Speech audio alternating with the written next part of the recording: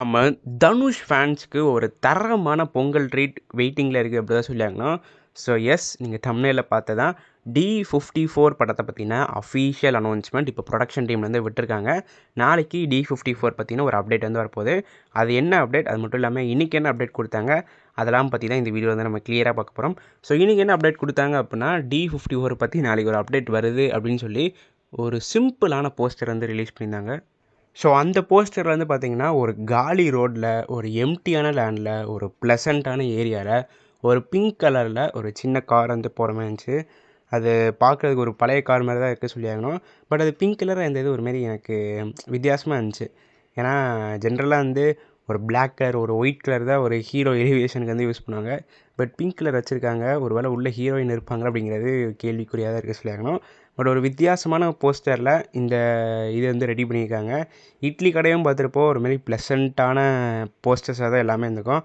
அதே ஷேடில் இது இருக்கும் மொத்தத்தில் இது வந்து எந்த மாதிரி ஒரு ஃபீல் குட் ஃபிலிமா இல்லை ஒரு ஆக்ஷன் ஓரியன்டட் ஃபிலிமாங்கிறது கொஸ்டின் மார்க்காக இருக்குது. ஏன்னா இந்த படத்தோட டேரக்டர் வந்து பார்த்திங்கன்னா விக்னேஷ் ராஜ். இவர் தான் வந்து பார்த்திங்கன்னா போர் தொழில் படத்தை வந்து டைரக்ட் பண்ணியிருப்பார். போர் தொழில் படம் பார்த்தவங்களுக்கு தெரியும், ஒரு பக்கா க்ரைம் த்ரில்லர் ஃபிலிம். நம்ம அசோக் செல்வன் அவர்களுடைய கேரக்டர் ஆர்க்காக இருக்கட்டும், சரத்குமார் அவர்களுடைய கேரக்டர் ஆர்க்காக இருக்கட்டும், ப்ராப்பராக வந்து நம்ம விக்னேஷ் அவர்கள் வந்து எழுதியிருப்பார். ஸோ எந்தெந்த கேரக்டருக்கு எந்தெந்த டைமில் எலிவேஷன் கொடுக்கணும் எல்லாமே ப்ராப்பராக வந்து அந்த ஸ்க்ரீன் ப்ளேக்கு ஏற்ற மாதிரி பண்ணியிருப்பார்.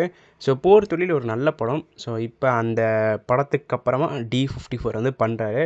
ஸோ இது வந்து ஒரு ஃபீல் குட் ஃபிலிமா இல்லை ஆக்ஷன் ஓரியன்டட் ஃபிலிமாங்கிறது தெரியல.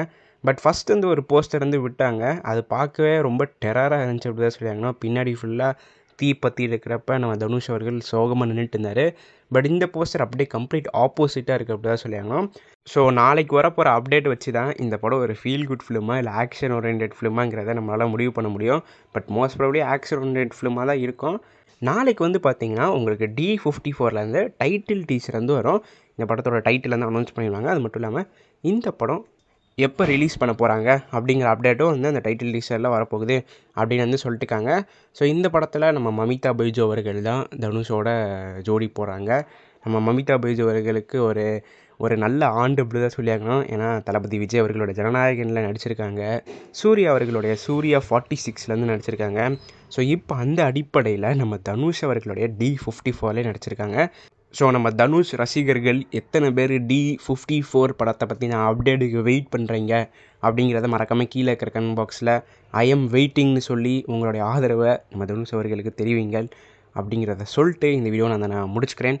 அடுத்த வீடியோவில் சந்திக்கும் வரை நான் உங்கள் NK. நன்றி, வணக்கம்.